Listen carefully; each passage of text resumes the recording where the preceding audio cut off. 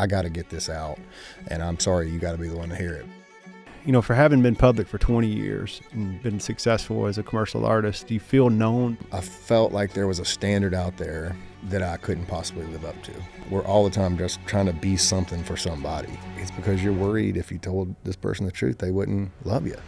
A lot of anxiety is shame-based. If you really know me, if you really know who I am, then more than likely you're not going to accept certain parts of me. If I had to write on the outside of the house, just painting massive letters, all the problems I have, to get rid of them, I'm ready. That's what you just did with this album, right there. You did it in a way nobody's done it. What does take the pressure off is that I don't have to be anything. There's no experience in life for me that's been, as great. The weight of the world is lifted when you get to that place. That's when the healing journey started for me. That has been absolute freedom to me. It's been really more than helpful. It's vital. We've been taught everything except how to be human.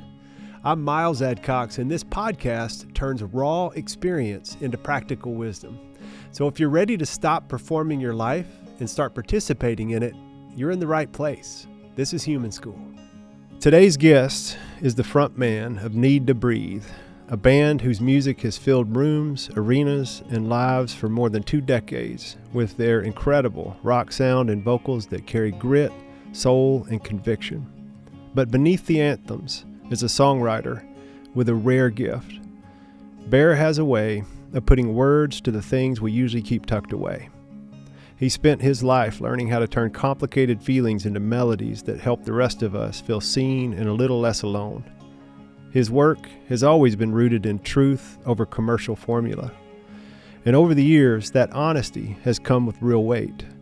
Bear has been open about the cost of growth and the pressure of leadership. And he's continued to do the quieter work of staying connected to what matters by understanding his own story, loving his family well, and letting music come from an honest place. From global stages to the table we share today, Bear carries a quiet humility and a tenderness that doesn't fit the usual picture of a rock star frontman. He's widely regarded as one of the most powerful and distinctive vocalists of his generation. And at his core, Bear is an artist, deeply expressive, emotionally honest, and unmistakable from the first note. His voice has a way of making big rooms feel intimate and hard truths feel hopeful. Please welcome Bear Rinehart. Thank you, man. That does embarrass me a little bit. I try, on these things, I try to personalize them a little bit because obviously the name of the podcast is called Human School, and I've had this unique opportunity, and these guys kind of afforded me to be around a lot of interesting people that do really interesting things with my profession and my social circles too. I know our social circles overlap a little bit, but often I get to know the people behind the stages and the platforms, and it's one of the coolest things ever to understand the human behind the art, because there's always a little mystique around you guys. And I had just mentioned before we started that there's a little mysterious. There's things about Bear I don't know. But I've been a fan of your work for a long time. And so I hope today I'm excited to get to know you a little bit more, but I'm also excited for our audience to get to know you. And I can't wait. We'll get into it a little bit, but I can't wait to talk about what's coming, this project, this right around the corner, because I will honestly say I did my R&D a little late, but I just got through it. So it is fresh, and I am moved by this album that I just listened to. So it's going to be hard to turn back and start with getting to know you and not jump right into that, but I'd rather do it that way if you're cool with it. I just want to learn a little bit more about you. But I will say there's something that stood out to me about you when we were, I don't know if you remember this, but I don't even remember how many years ago it was. It may have been like 5 or 6 years ago. We were in Florida, and you were down there with a group of guys that you spent a lot of time with. And I think y'all were down there. I don't know if it was a retreat or if y'all were just down there on a golf trip to hang, but we've got a few friends that overlap, and I got invited to come to a dinner that y'all had that night. And the dinner turned into kind of a guitar pool in a way, and everybody's passing it around after dinner and playing. And there was some real talent in that group. I mean, some legendary songwriters and artists in that group. But I saw it go around, and you're hearing massive songs and incredible stories. And it was all moving. It always is. It's what music's always done for me. But then it got to you, and the whole room went, whew.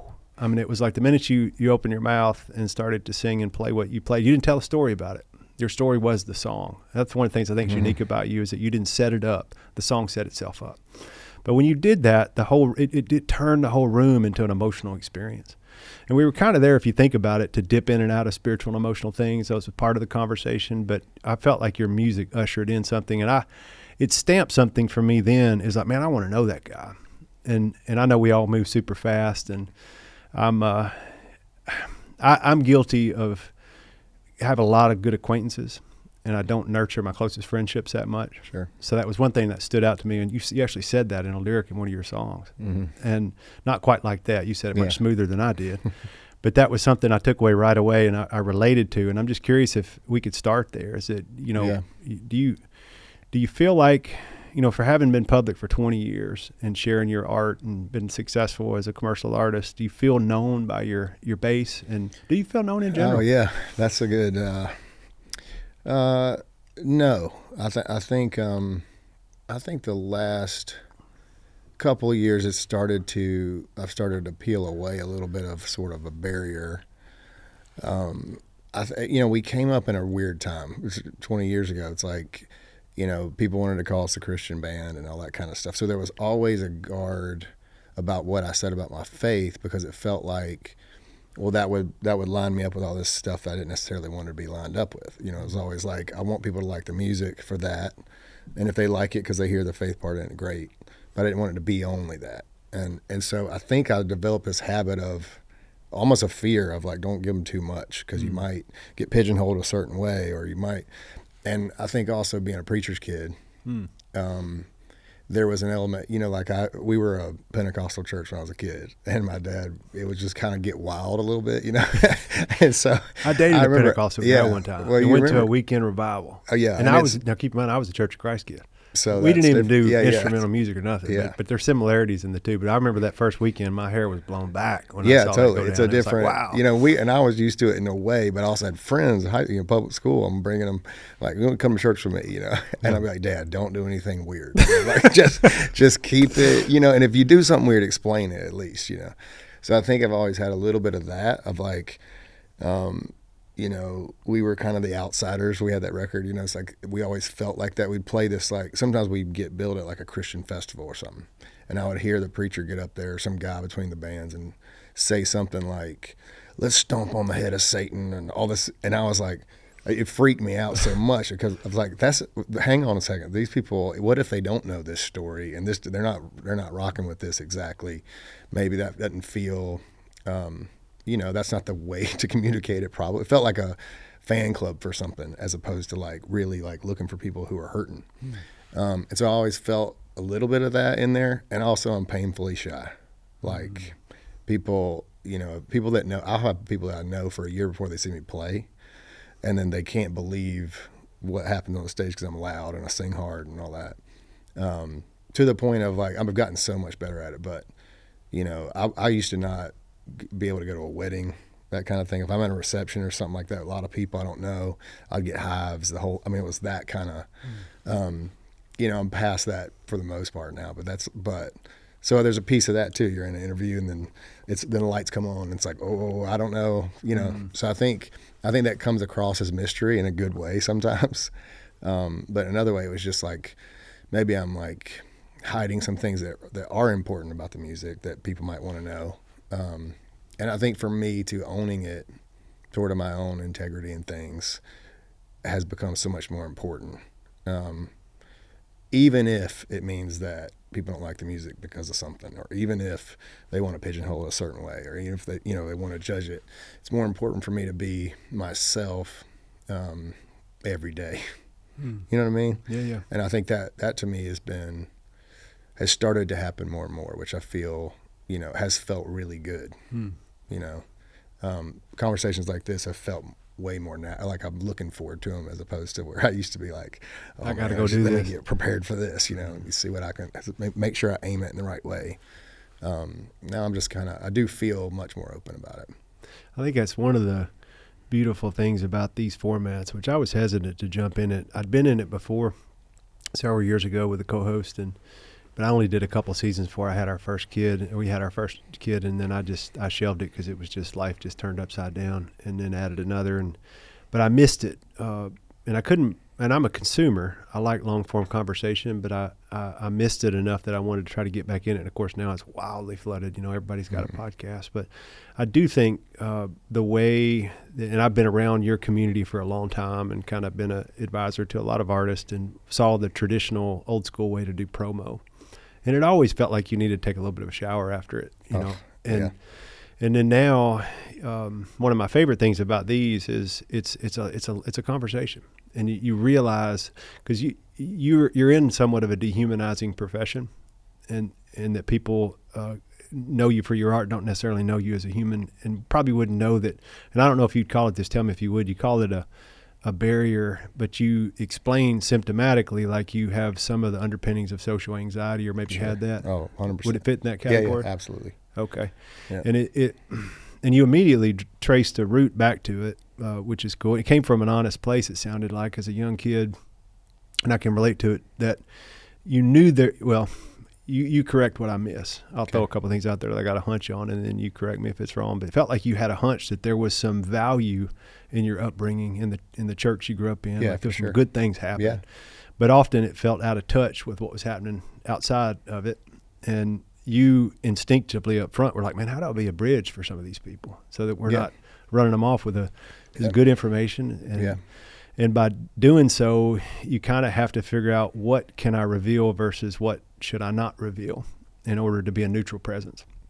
That's been a lot of my life in my role. Is I felt like I've had, in some ways, I put myself in a Switzerland place. Mm-hmm. And now that this is kind of taken off and gotten more eyes and ears on it than I thought it would in the amount of time. I thought I'd have more time to get better at it or get even decent at it before anybody cared. And I'm thankful for all of you listeners.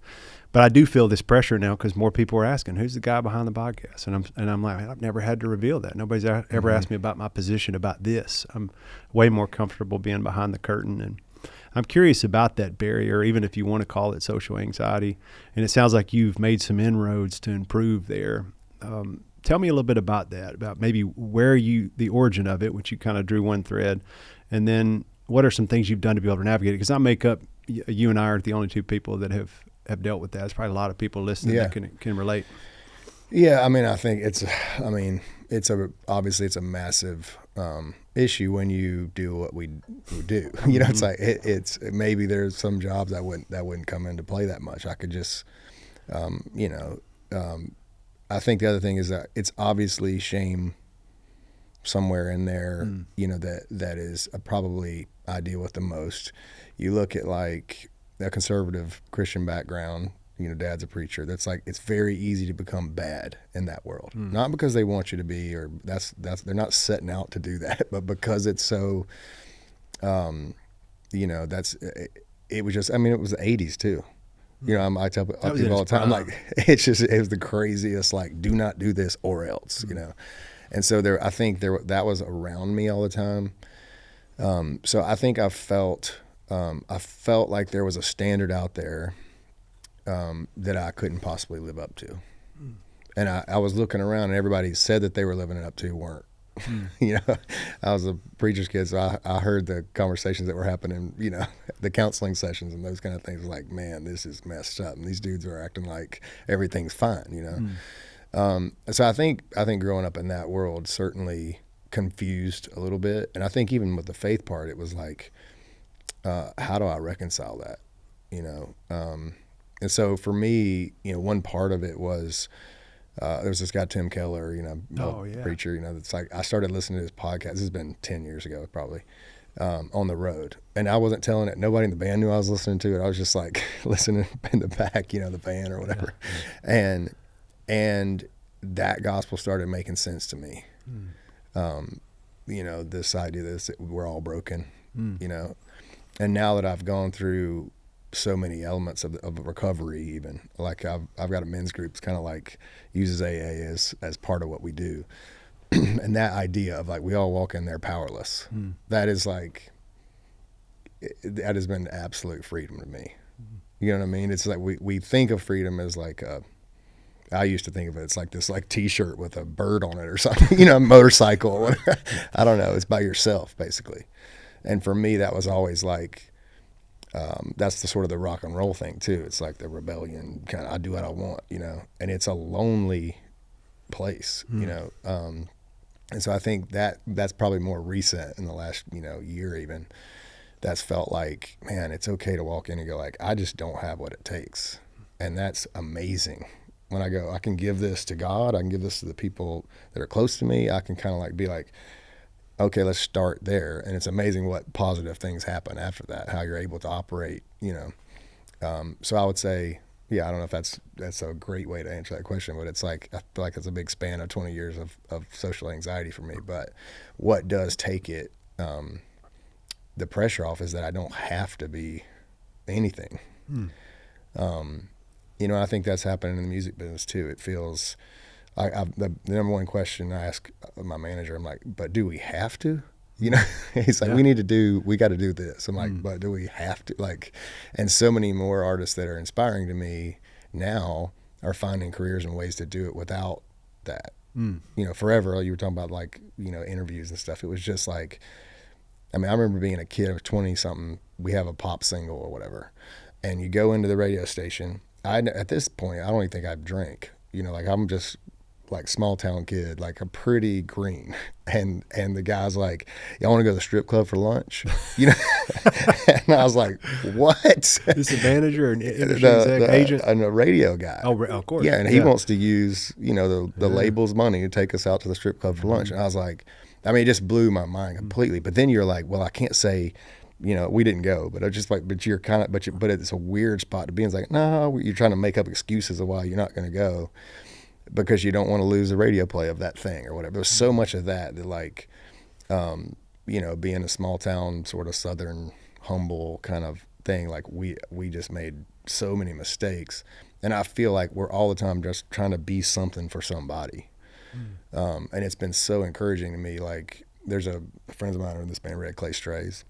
So good. And Brandon is just like the sweetest guy. And they, I don't think he'd mind me saying it, but they've worked hard at it, but sort of stumbled into how big they are, and they've done it how they wanted to do it. They're completely honest about it. It's like so refreshing to me to be around it. And I was like, oh, that's a good lesson for all of us doing this. Like if the music is good and if you're true and honest about it, like people will find a way to it. I feel like that being bad, not good enough, was contributing to like, well, I better do this because they're doing it. I better do, all the stuff around the music. Music was personal and sacred to me. But it was once that got released, then it was like, oh no, now I've got to go spend a year doing, So sorry, that was a lot, just dumped on you. But that's no. That's I'd rather hear the story, and I think other people would too, because I do agree that a lot of anxiety is shame based.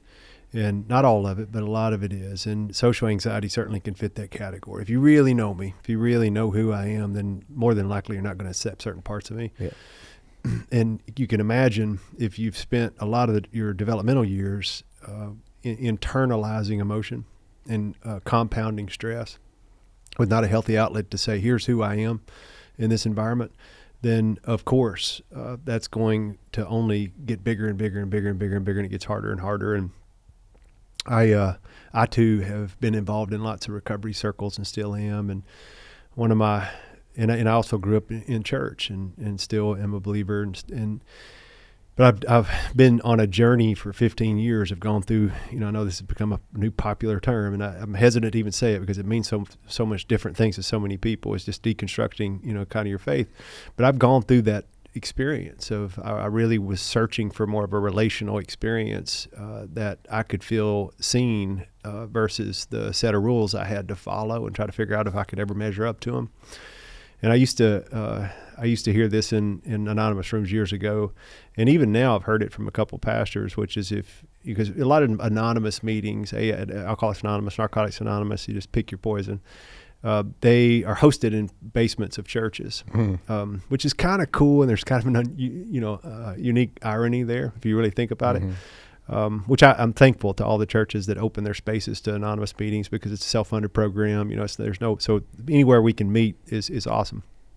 But I used to hear that if you want to hear about miracles, go upstairs. If you want to see miracles, go downstairs. Yeah, true. And for me, that's been true. And as I've experienced and participated in certain anonymous meetings over the years, I've always thought, boy, if the church could feel a little bit more like this. I think a lot of pastors say that now too. They're I think it's there's, for whatever reason, the timing of it's finally here. Where it's like, and I don't know that it's as simple as if Christians could be more like alcoholics. Yeah. But just that statement alone is the thing I love about the recovering community is the secrets have run their course. Mm-hmm.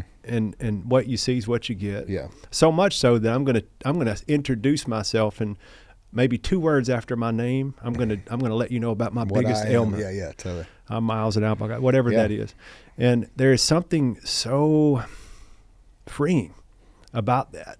Yeah. I mean, I think it makes me think when you're saying that, it's just like, going through this process the way I have, and there's probably been several times in my life where I felt like, okay, this is the bottom, like where you get to this place where like, this is not working. Like this shame cycle thing, working as hard as white knuckling everything, being as hard as I can, and then ending depressed and it getting worse and deeper and deeper, and just being like, you get to that place where you're like, and I used to think of it kind of like, maybe there's a situation, it's like a certain number of whatever it is, luckily I didn't have any of these DUIs. It's like, you hear that in the AA meetings a lot. It's like, well, I got the 6th DUI, and I was like, maybe, whatever. Maybe that'll be different than the 5th. But it's like, I think that's like, I always thought it was a situation. It's so much more a change of your heart and mindset to go. I told my wife, probably 8 months ago, went through some crazy stuff, and I was like, if I had to write on the outside of the house, just painting massive letters, all the problems I have, to get rid of them, I'm ready. Wow. I was like, you can put liar out there, alcoholic, you could put whatever, anything you want, arrogant, whatever. I was like, but to me, that's the bottom. And it feels, it feels like the weight of the world is lifted when you get to that place of like, man, I'm carrying all this stuff because I'm worried about other people's opinion of me and whether they'll love me, like you said, or just like, will I have a career still? It's just so many reasons why we carry this stuff. But it felt like to me, and now I'm just like, even if somebody's not going through some major addiction like that, I'm always like, please, like it's the first conversation I have with friends. I'm like, like think about it. Could you get to a place where you could say like, I don't care about all of that.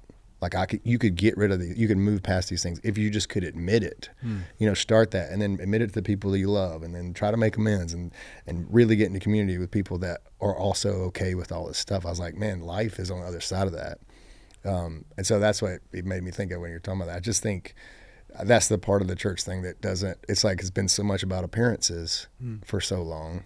And obviously when you're a preacher's kid too, that's another thing you learn. I had some sexual abuse when I was a kid, and it happened at a church camp.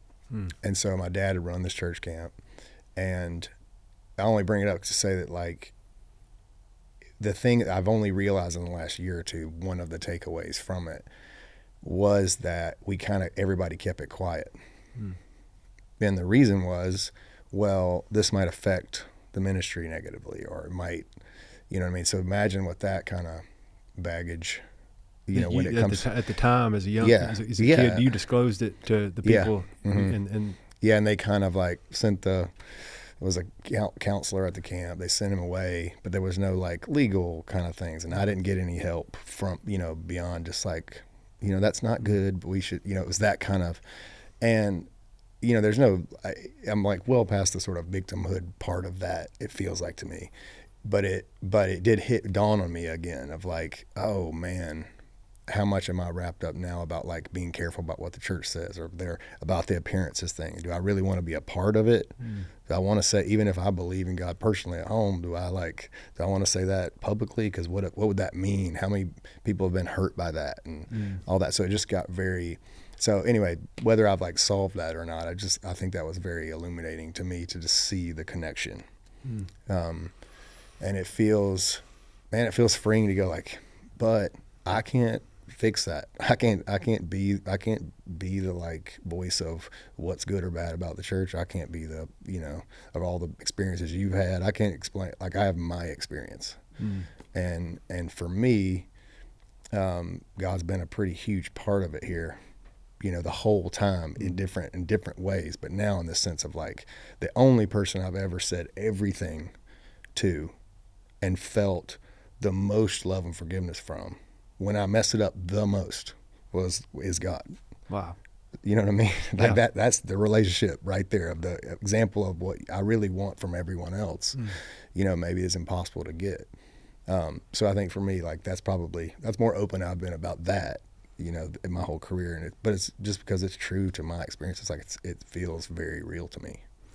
Well, I guess those that are watching, if you're hearing it, you may not see it, but I'm getting a little emotional. I'm feeling it right here in my throat, primarily because we didn't even ask the age, and I don't want to ask the age unless you want to share the age range, because I know that could get certain specifics out there. But I think it would be at a similar age I experienced the same thing. You took it a step further than I did in that you talked to an adult about it. I didn't even do that. I just felt there was nowhere to go. And oddly, you were so honest with your story, but then when you flipped it to where you were saying the one person I talked to about everything was God, and you said it in such an endearing way, as if that's where you go when you need ultimate grace and empathy. Mm-hmm. But I remember at that time thinking that's the last person I could tell. Yeah. So when you first started sharing that story, I was feeling connected to the young you at that age. Mm-hmm. Anytime I talk, and I've worked with sexual trauma survivors my whole career, and it still hits home because I just know what that loss of innocence at a certain age can do. And there's a lot of people that never find their way back, that spend the rest of their life either overperforming, underperforming, lost, hidden, on and on and on. And thankfully I get, with what I do, we get to see a lot of them and try to help redeem their stories. But it's interesting how you held up a mirror for me in that moment. And I was thinking about your little dude, whatever age he was at church camp. And then I thought about my little guy, and I thought, man, I never thought about taking it to God at that time. And even to this day, I've done all the therapy work you could do, around that piece. And I feel a tremendous amount of freedom. I'm so much out of the victim part too. Mm-hmm. But I still don't know that I've had a moment where I just really talked to God about that experience and how much that impacted my relationships going forward. Yeah. It's, my experience has been when I've had these bottom I have a grandmother that's like the greatest lady, church late, piano lady, all that. She's always been. And so 15 years ago, I went through a kind of a bottom moment for sure.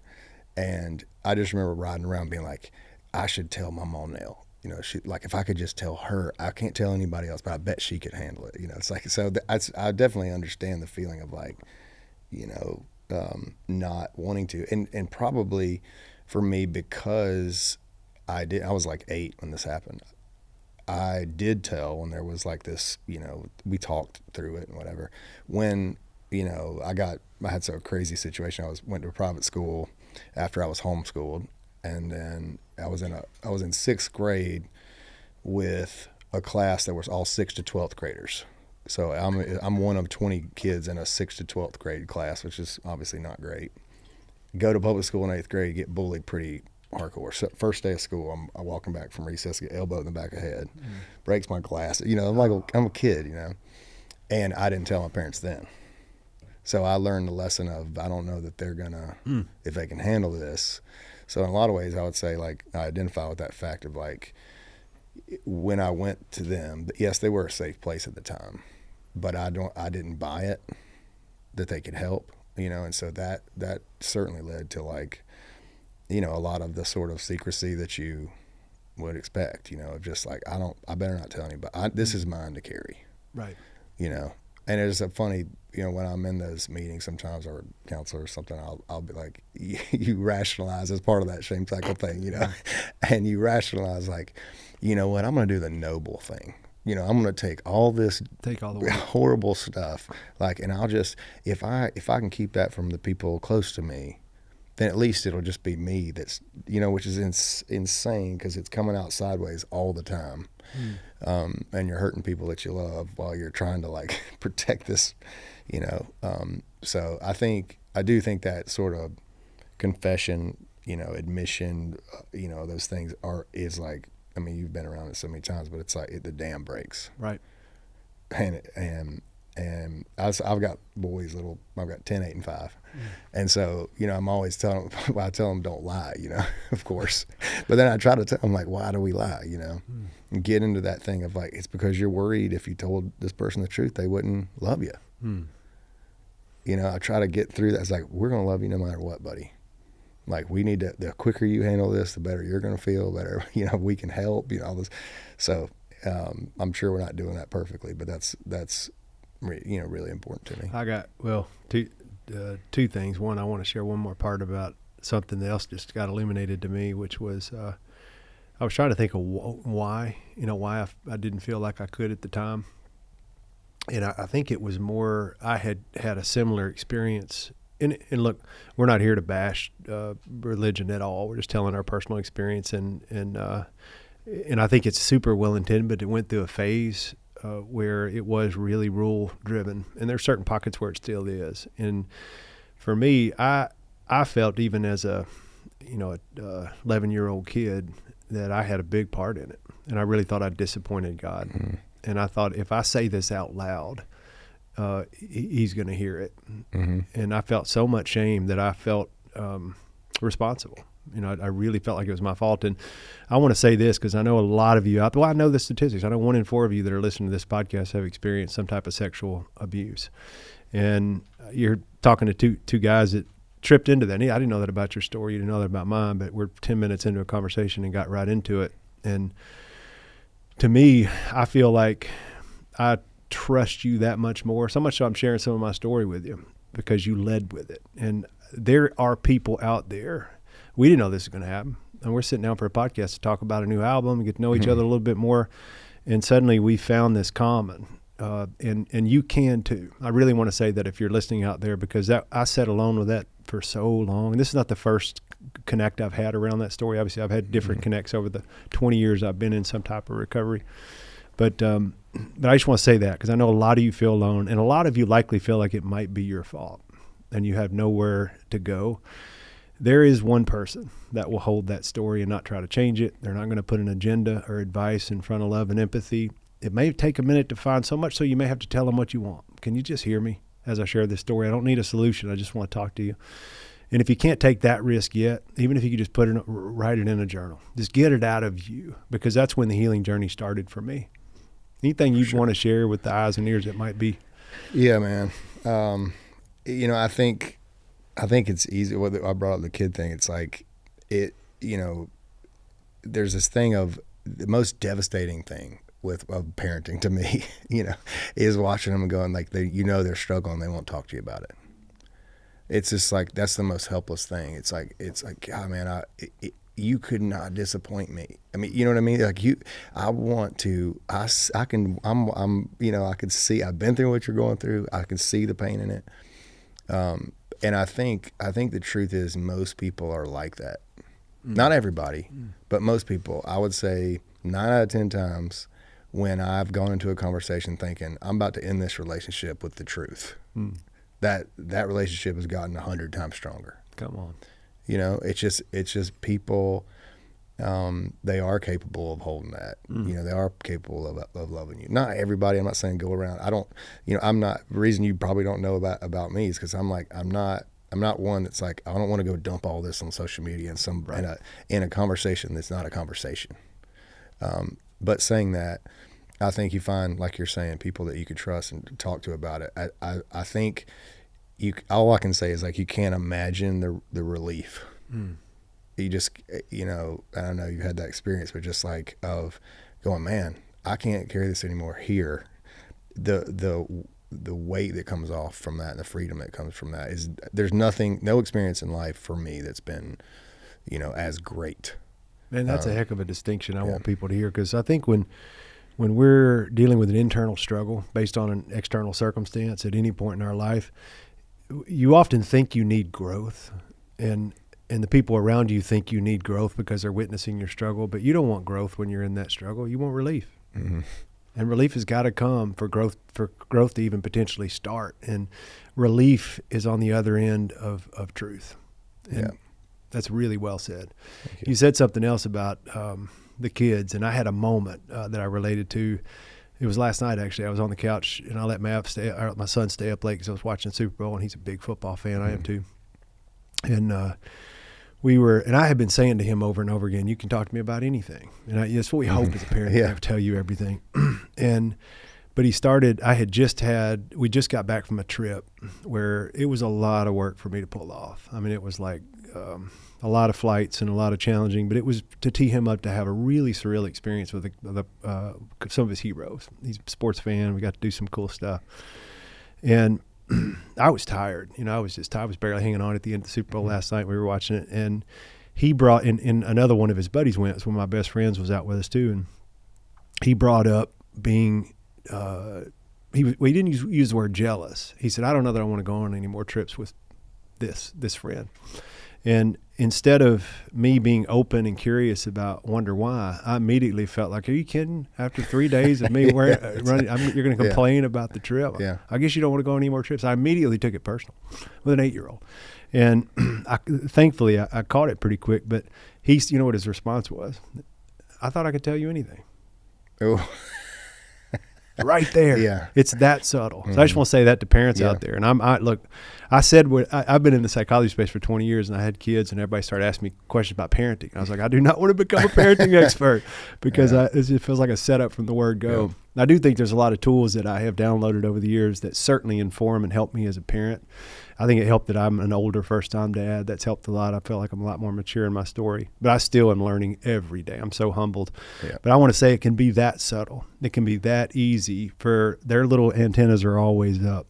But here's the good news. I'll do that again. I'll make that mistake again. But now I know, and I live in this place of humility where I don't repair. I mean, I don't repeat it. I just repair it. Yeah. And so I caught it in a moment. I literally sat down eye to eye with him, and I said, you know what, buddy, I kind of missed that moment. I felt like I went into a little judgment. That's not what I wanted to do. I want to hear about it. Tell me about, you might be talking about getting a little jealous. And he said, yeah, I feel like when we're together, you give him more attention than you give me. And that's exactly where we were. And with this beautiful conversation that, thank God, I've got the wherewithal now not to miss. Because years ago, I might have just stayed on the personal train of like, look, my kid's entitled. I just took him on a great trip. He didn't even care. He's complaining. So I just want to say that to all the parents out there. We'll do this throughout our conversation. And I try to, it's not because I want you to pick up nuggets out of this, out of our just sharing our experience, strength, and our hope and our stories, instead of us up here trying to lecture you on something. It's just a lived experience. But don't be afraid to repair with our little ones. And also, if you really want to have little ones that will tell you what you and I were afraid to say at that time, it's keeping an open stance and being curious about what they're trying to say. Usually the emotion that they're giving you up front is never the message underneath the message. I'm learning that the hard way. Yeah. That you saying the thing about, saying you're sorry, basically saying I can repair this. Let me just rewind. Hey, my bad. Just like sometimes it is going back up there. My kids are upstairs. It's like, go back up there. Let's just have a talk about this. I kind of blew that, being in this world, I've run into a couple of people who had great relationship with their parents. One of them was the Switchfoot guys. I think John Foreman was like the sweetest, one of the best humans I know, and so I was like, tell me, it was like before I had my first kid, it's like, how did this work? How do you do this? Yeah, how do you do it like this, And he literally was like, I think my dad just was really quick to say he was sorry.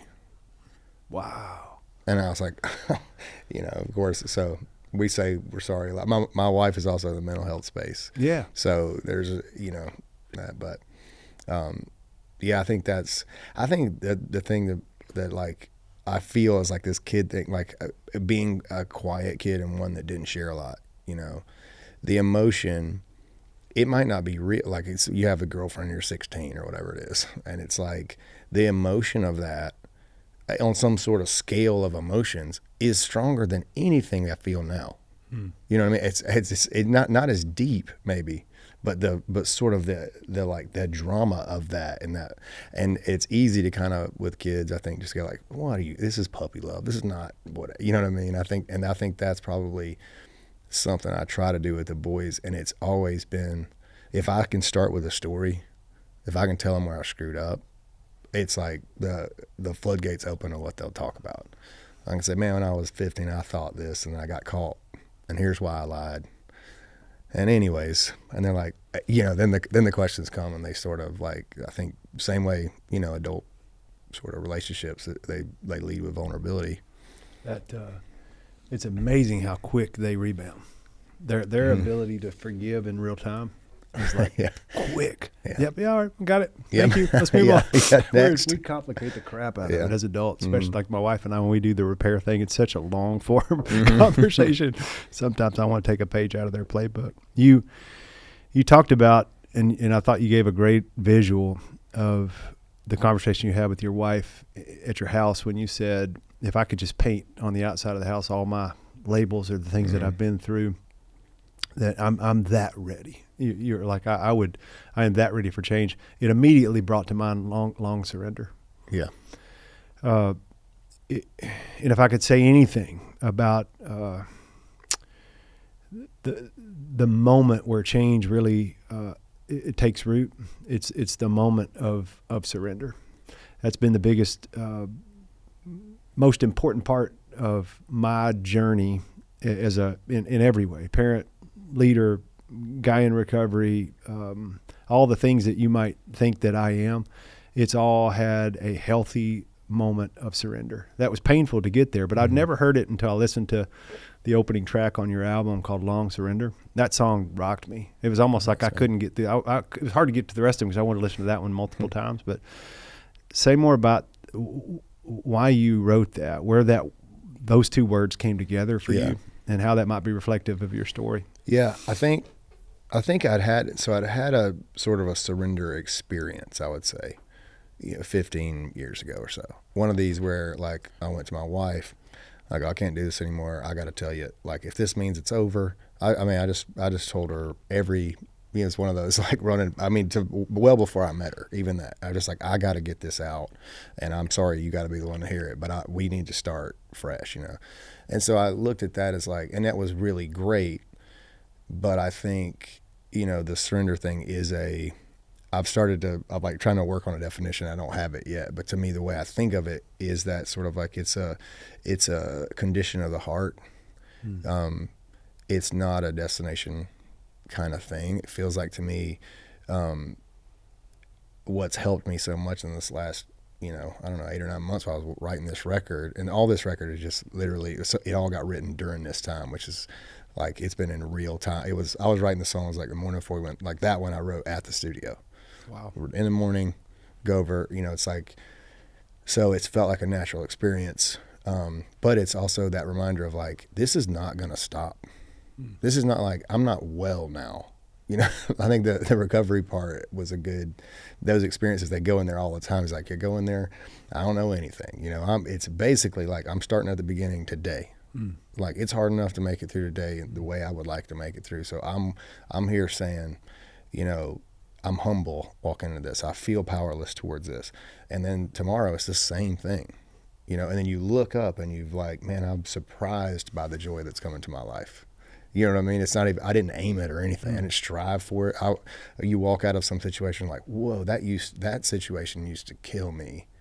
And I'm like, I feel great. It's like, it's because like every day has started in that same way. And so I have a buddy that's going through ALS stuff. Wow. And I was telling him about that song. Actually, I was like, I just wrote this song, and I was like, I don't know, it feels weird to me. Like, I'm not old enough to know for sure if I'm going to think this when he's like, listen, he's like, you know what my word for the year is? Surrender. And it hit me I was like, obviously that makes tons of sense.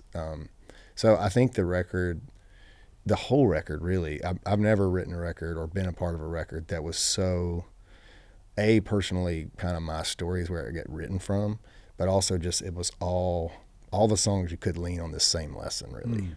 You know what I mean? It's like different windows into the same house is what it feels like to me.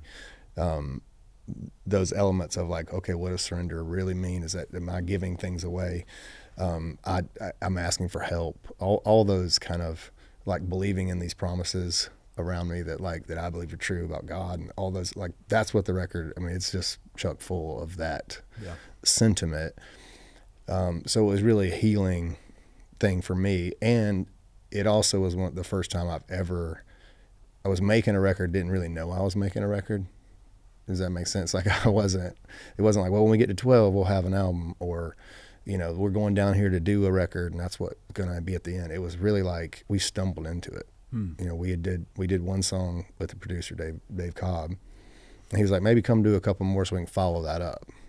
And then we're 3 days into that, and he's like, does this feel like more to you? I was like, man, I don't know what's happening, but I'm writing these things in the morning coming over here. It feels like we're making an album, right? You know, and I was like, I don't know what the legalities of this, I don't know. And he literally went out. I mean, I've never had this experience. It's not how it happens, you know. It's like, but he walks out. He just is like a co-president of a label. So he goes out and makes a call, and he comes back and he's like, we're making an album. Like 5 minutes later. Fast. Yeah. And I was like, I guess we are. This feels right to me. So I think that even that is like, the record feels like something beyond me. And a lot of that surrender was me saying like, God, this is probably not a very commercial sounding record right now. This is probably, I don't know any radio stations that would play this. Right. You know, it's like, it's so much, that's the surrender of going like, but this feels meaningful to me. And I think you gave me these songs. Like, I think this is what I'm supposed to do. I think this is why you gave me this thing, this gift, or this desire to express these things. I think this is the whole point. Maybe I should just not put the cart before the horse in this scenario and just like follow that. And so, you know, I think I feel really proud of the fact that the band, because that band dynamic is a totally different thing. You know, so everybody's going through some different things. Yeah. But the guys that are in there now are just bought in all the way. Our drummer's dad passed us last year, and he quit drinking at the same time. And it was like, so we were having a lot of like stuff, different things that were happening to different guys that they were latched onto it like it was their story. And they were like, we're on this like trip, whatever this is. Like, we see it in you, we believe in you, we believe what's happening here, and we're down. And it just like, that obviously was really affirming and felt amazing to me. You know, also a producer like Dave Cobb, who's like, I'm playing him the songs in the morning. He's like, we're going to cut that today. Yeah. The belief in that of like, just made that so much easier. So yeah, I'm incredibly more proud of the record than I've ever been because of that. Cause I feel like I got out of the way.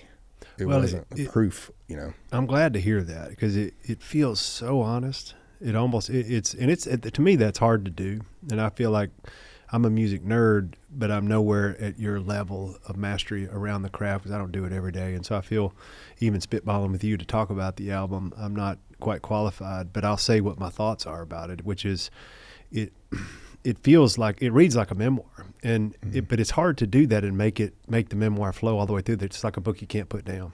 That's how I would describe it. And it was like a book you can't put down, and that's hard to do that with a full album, because if you follow the formula, it's like, well, all right, which are the hooky singles, where do we place them, where do we put them? It's like, no, this whole thing tells a story. And I kept thinking, because we use, those of you that listen, you know, I've got involved in a company called On-Site Wellness, and we have 2,000 or 3,000 people from around the country come around and do, you know, some type of therapeutic work with us at either campus or out on the road somewhere. And we deploy a lot of experiential tools, and one of which is music. And so we're often buttoning up someone's experience with a song that fits the moment. And I was sitting there thinking about as I would go through it, I was like, ooh, grief, ooh, trauma, ooh, I was thinking about relationship things. But then I was like, how do you pick? I mean, because the whole thing is very therapeutic to listen to. But here's what I'll say about it that I'm most proud of you for, is I've been around my world for a long time, and I've been around your world for a long time. I've seen how wrong we can get it when my world and your world tries to combine. Mostly from our side, it's like therapists that music therapy is a field. I think it's so great in its application in certain ways, and then when we try to make it applicable to everybody, the music can be so bad. Because it was almost like written with an agenda, and it feels like you're trying to fit a therapy session into a song. It's way too many words and way too complicated. And the music is really good. Like, it's really good, and it's therapeutic. It's like, that's a double whammy. I regretted sitting out there in the back porch. I didn't have a pen, because there's so many little soundbitey hooking things. And I got to say too, I think it was brilliant I don't know how it happened. I'd love to hear how it happened, but to come together with Dave on this. If you know music, and if you don't know music, but you'll know who Dave Cobb's behind. I mean, thanks Stapleton. We could go down a list of a lot of great artists and a lot of great sounds that he's been part of innovating. And you're right, he now sits in an unusual seat of influence with Universal. I thought that was brilliant on their part. I just saw him out in L.A. We ended up at the same after party after the Grammys, and I hadn't seen him in a little while. And so I said, what's it feel like to be a big Power Music executive now? And it's so weird to see a guy like him in that seat. And he said, I don't know. He said, but I am a creative that's got a little more influence. I thought, there's Dave Cobb. Right, exactly. Just making that poetic. I'm sure he's wearing them out. I'd worked with him one time before, and I always thought like it'd be a great idea. Just obviously I love the records he's made, and I like the approach, but I didn't know it in depth exactly. And I would say we went down to do a single with the Red Clay guys, and it was a song that I'd written by myself. I played it. You wrote that by yourself? Yeah, that Mama Loves Me song. I wrote it with, and I wasn't going to release it because I was nervous about, does this feel too trite at the end? Does this just carry the weight that it needs to carry, even though it's and that phrase "born again" to me was like what it meant to me was like this nostalgic thing of that. Like it had a sense of like an older, but also still had value to me. And I was like, I don't know if people will hear it that way. Is that kind of, I just, probably because it was vulnerable, I was second guessing it. And I played it to Brandon. We were at a charity event. And I'm not through the first chorus. And he's like, this should be in the world. And I was like, well, would you sing on it? He's like, yes. You tell me when, So they were making a record with Dave. And just the timing worked for us to go down there and be like, let's meet for one day and do this. And that's really how it set off. I played him a couple things from my phone while we were down there working on that one song. Not even because, just talking about music, not thinking like I'm trying to talk him into working with us. I mean, we were, I would say, happily independent. We weren't thinking about a record deal. We're like, we can kind of do records how we want. I was like, I don't think. And so it just happened really naturally with him. Like, man, he called me like the next day, I think, after we left. And he was like, man, it feels like you're onto something as a writer. I can hear you in these songs. And I think maybe it's time for you to make a record like that. And I was like, well, let me send you a couple other things. And then even just from that, I started writing for to like, not to impress him, but just more to kind of be like, God, this guy's giving me some like leeway to do that thing that feels really close. And so I think all the songs, but one of them I just wrote by myself, which is also another thing, a little bit of difference of just like, I was in my studio at the house and just, I'm saying like it's a memoir. I would think that's a big difference, isn't it? Is that pretty rare here nowadays? There's always been a few maybe on the record that are like that. But I never felt confident in, I mean, another part of the story with Dave is so classic. I sent him a demo, this song called Take the Blame. And it just felt, I was going through some heavy, and this was my response to this heavy experience I'm going through. Whatever you want to call it, bled it out or vomited or whatever it was. It came out naturally. Fell out of you. Yeah. And I sent him, this was like, I'd gone in there after I dropped the kids at school, right? So it's like 1 o'clock. I mean, it's not like, this in the demo, I never have confidence in my demos. So I sent him the demo. He's like, this is what we should be doing. And I don't want to change anything. I'm like, what do you mean want to change? He's like, we're going to leave. This is the vocal. This is the guitar, and all of a sudden I'm mortified a little bit, of kind of, so I give him credit for that, a level of like, he knows what he's aiming at. Isn't that what he's like? He loves he's first take kind of guy. Yeah. He wants it. That's incredible. And there's such his thing is the performance is important. And I think over the years we've gotten, you can do it however, you can do 20 takes if you want to, you can get it perfect. But does it carry the same emotion that it had when you first sang it?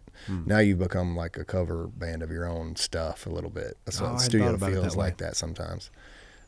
So his thing is the opposite of that. Make you uncomfortable. Get in there. It's like, go. Okay, come in where it's cut, And so I just thought like we loved that part of that first song we did.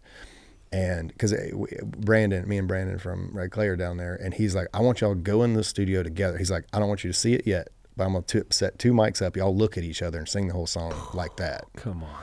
Right. And I was like, I don't know. I've never done this before. So it's kind of weird. So then we just kind of get in there and we just rip it to each other like, come in. That's it. And we're like, what do you mean that's it? You know, it's like, no, that's the record. This is the way. And so I think you get confidence with that a little bit as it goes, of like, oh man, I can actually enter into this moment, not fearing that I'm messing up or whatever. And maybe that's what we're trying to do here. You know, I think he gets that as well as anybody I've ever worked with.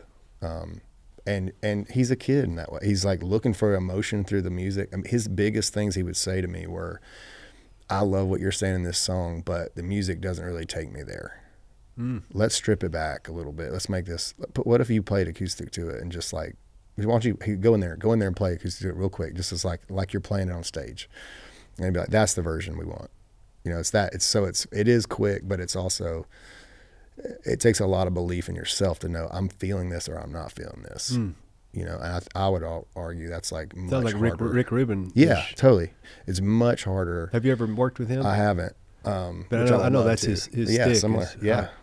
He's got it's a quote, or I know he started doing more of this a couple years ago, and it was so cool to hear him talk, because he was kind of mysterious too, had worked with all these legends, but I forget, I'll mess it up. It was something to the effect of what makes you confident in what you do, what makes you good at what you do. And he said, nothing to do with all the technical stuff. I just really trust my taste in music. Yeah. Like, yeah. Could it be that simple? Could be. I mean, the thing is, what's funny is everybody feeds off of that in the Dave situation. You know, by the second week you're there or whatever, now everybody's thinking that way. Guitar player is not going out there because he's got insecurities about being the best guitar player in Nashville or whatever. He's playing a part that is feeding into the emotion in the song, right? And that's it. And that might be easy. That might be simple. That might be this tone. Or that. Like it's not as overthought as, at least for my experience of being doing this for 20 years or whatever. And it's so relatable, and it compares to my profession too. Because I've had some great mentors in my field. Some of the pioneers have kind of come alongside me over the years, especially in my early developmental years. But I had one time say, do you think you have anything to offer them? And I said, well, I hope so. You know, if I'm going to sit in front of people for a living, I hope I've got something to offer them. I think I do. And he said, get clear about what that is.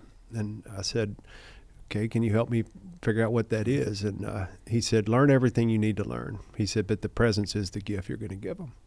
And I said, say more about that. And he said, if you have to believe that the person sitting in front of you has what it takes to grow, change, and heal to be effective for them.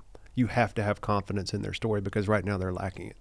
And that's an energetic exchange. Yeah. That's not words. I can't tell you can go do that, because it's not believable in real time. But I right then, I cleared, and I was like, I've always got to put the human in front of the knowledge. And I've got to show up authentically and humanize this experience so that we can have a confidence exchange. And it sounds like that's what you and Dave had. Yeah. I mean, and he was good with, I think I'd carried this into when I was starting to write for this record, and felt more strongly about this idea of like, because there's so many avenues. That's the thing I tell new artists all the time. I'm like, screw how you're going to sell this. Like immediately you think how you're going to sell it. Now it's like this radio genre, TikTok, blah, blah. There's all these like categories. Now you're aiming at a category. You're funneling some. All you have is your story. Nobody cares about anything else. Like this is not mastery of some. There's a million dudes at Guitar Center who can play guitar. Like nobody cares, right? It's like, what is your voice in this? And it helps when you sort of wipe all that stuff out of going like, I don't know if anybody ever hears this record. And honestly, I hope they do, but like, I'm not responsible for that. Like I'm responsible. So I think, at least for me writing the lyrics, it became less of like, I don't have to even make the argument universally. You know, I'm not that guy either. I don't need to go to like, you know, I'm not doing Q&As at Harvard or whatever. Right. You know what I mean? It's like, if this is powerful to me, it is. So I think that was freeing to me, because I think there's always been a little piece of my mind of like, I need to make sure I justify this to all, you know, I don't want just the church people to understand this, or just the non-church, or just the people that drink, or just people that whatever. I was like, man, maybe that's not my responsibility. You know, maybe my responsibility is just the simple, really like, what did I feel this morning when I woke up? What's been working? What hasn't? Where do I find hope? You know, connection, those kind of, it's like, it did get simpler. And I appreciate you saying the lyrics are even good on the record, because they feel as I was writing, it felt simple. It felt like I could have wrote 40 songs on this, or written 40 songs on this record, in the sense of like, it was so naturally what I was waking up wanting to say. Was it enjoyable? Oh, I mean, you know, I had one scary, the night before I wrote Long Surrender, we had, actually it was a day. It was a day I wrote Long Surrender. We went in there and tried to cut it the same day, and just, it was too much pressure, and it wasn't the right version. And there was a verse I wasn't sure about. It was one of these kind of like, we pushed through it. And I got done with the day, and I was just like, that didn't feel like surrender to me. That felt forced. I was nervous while I was in there. I was like, there's something's wrong about that. And I just had that moment of like, I literally went back. I was like, God, you're going to have to fix this. I don't know how to stand up to Dave Cobb. I don't know how to stand up to the band. You know what I mean? I was like, I don't know. And I woke up the next morning and like sat at a piano, and just like, it started flowing. And I kind of felt, and I got this like, this is what you're supposed to do, you know? And I went into him and I was like, hey man, that version yesterday wasn't it. And he's like, you sure? I kind of liked it, you know? I was like, listen, I don't know how to be clearer about this, because I'm not going to be a stickler about details, but I was like, I'm going to recut this song, whether it's here or somewhere else. He's like, great, let's do it right now. You know, so it was like, it was a good. You were convicted. Yeah, it just felt like this is a real, this feels, so I think there's an element of that, of just, that's another thing. It's like me surrendering this need to be the guy, like, you know, with a Dave Cobb's, like him seeing me a certain way or what. I was just like, I got to stick to this, like this, my story and this thing. And if that's good enough or whatever that you want to call that, like for me, it's got to be. So I'm thankful that he was also reactive to that. Like he saw it in my eyes enough to go like, yeah, well, it's cool. Let's take it out. Yeah, let's do it. Having been on the back end of crisis and trauma and stress, which all, again, is a catalyst for often trying to control something we can't control.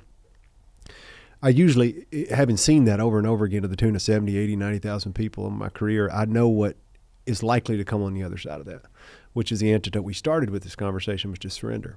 Mm-hmm. And I do feel like humanity, whereas a lot of people are looking at it with a little doom and gloom right now. It's like, man, we couldn't be further apart. It's the loudest 10% on each side has the microphone, and everybody's fighting with each other. And I agree with that, but I also am pretty optimistic because I've seen what happens when we get to this place. It's a painful place because I've been there internally where I had that conflict, where I was trying to control my image and everything around me, and it's exhausting. You know it too. And then suddenly you hit your knees and you have a surrender moment, and boy, what's possible after that? I mean, you're living, probably looking at you. You've got such a rested presence talking about, and you're just talking about having enjoyed. You just came out of an album cycle and it's not even out yet, and you've enjoyed it up till now. Yeah. Most of my artists I talk to at this stage have been like through the tortured editing process. Yeah. And you've got a peaceful presence about you and a trust of what's getting ready to happen with this, and not even an expectation of having to control the outcome of how that's going to look. It's just such a healthy perspective that I think, whether you're an artist or in psychology, or it doesn't matter what you do, to borrow a page out of that playbook of what is it that I can control, really, not much, but what is it that I can actually surrender and be powerless about. I mean, it's a page, I think, out of every playbook that we all could take right now when it comes to how we're moving about the world. Yeah. I'm curious, you've brought this up a time or two,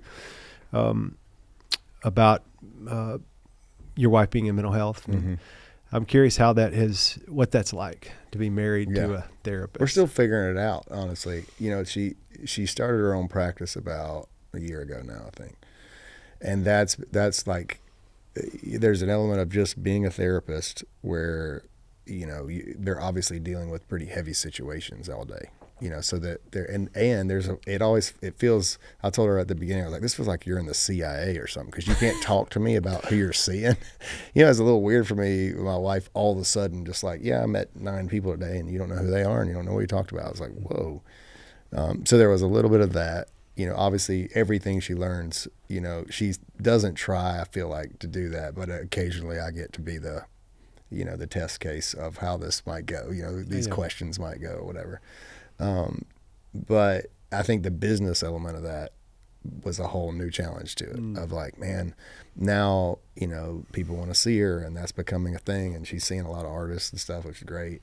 And I think she's really good at what she does. She's always been incredibly smart and empathetic and can really listen well, and like, she, you know, totally different than me probably, but she, she's really good at it. So it's turned into like, but hey, I'm over here, like I'm gone a lot too. Like if we say we're not going to work on Friday, let's not work on Friday. So that's kind of been more of the thing.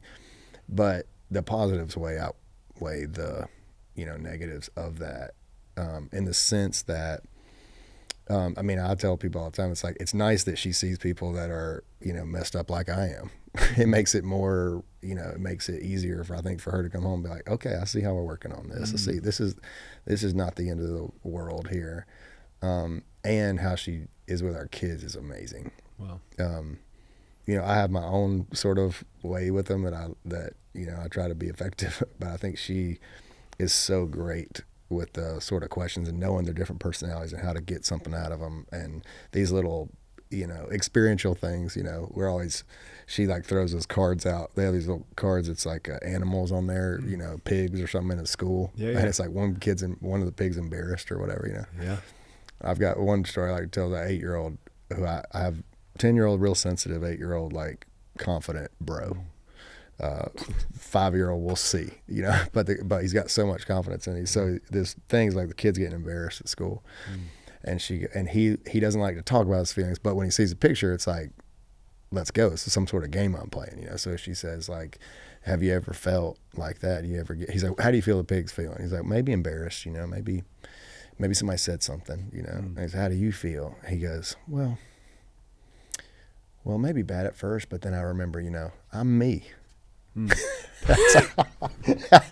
I was like, I just need more of that. I need whatever you got, I need. So, but I just think the fact that we're having those kind of intentional conversations with the boys that allow them to kind of, share is she's really great at making that happen. So it's been a value add for the most part. Oh, yeah, for sure. It's been interesting with us. I think at times for the most part, it's a value add. There's been times where it's been hard for me to take that hat off, the mental health hat off, especially when we were navigating conflict. Because obviously, if you got a set of tools, deploy them in real time. But sometimes I'm guilty of, my wife has felt like hey, don't put your therapist shit away. Yeah, totally.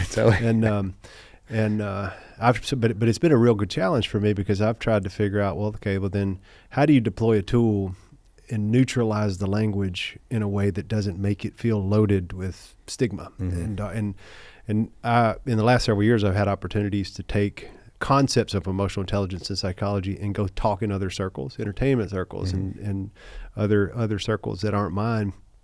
And I've tried to neutralize language and take the pathology-driven language out of it. And I've found it's not just way more digestible, but it's way more fun to talk about. Because really, at the end of the day, the only reason we have a profession when it comes to studying human behavior and how to help people work out certain parts of their challenges that they may feel stuck, the reason we have it is because for some reason we've made it such an unnatural thing to do as humans. Is to just have these conversations about, let's talk about your patterns. Who are you? What's going on? You stuck? What's happening? How, and I think that's ultimately what's going to guide us back to being together. And I think it's coming. I think these next two generations are. At first, I was worried because I'm old school. I've been around it a while, and I was there when it felt like we were pushing the snowball up a hill, i.e., mental health, and there was so much stigma related to it to get anybody to even care. Yeah. And now it feels like it's kind of toppled. And at first it was like, okay, man, this is coming like hip, sexy, and cool now to talk about your mental health. And it got almost so trendy that it got pop culturized, and it started losing its way. And we're still there, I think, to the TikToks and Instagrams of the world kind of cheapened it a little bit. But I'll take it. I'll take the trade-off, because more people are having honest conversations. Yeah. More people are being vulnerable. Yeah. We have, I was, a buddy of mine was at our Christmas party I got invited to. So it's strange to me that I've like fallen into. I was a quiet kid, It's like doing what I do, playing music, all that, and it's like I have friends that are we just have gravitated, and I think partly because of her, partly because of what I've been through, whatever. But it's an intentional.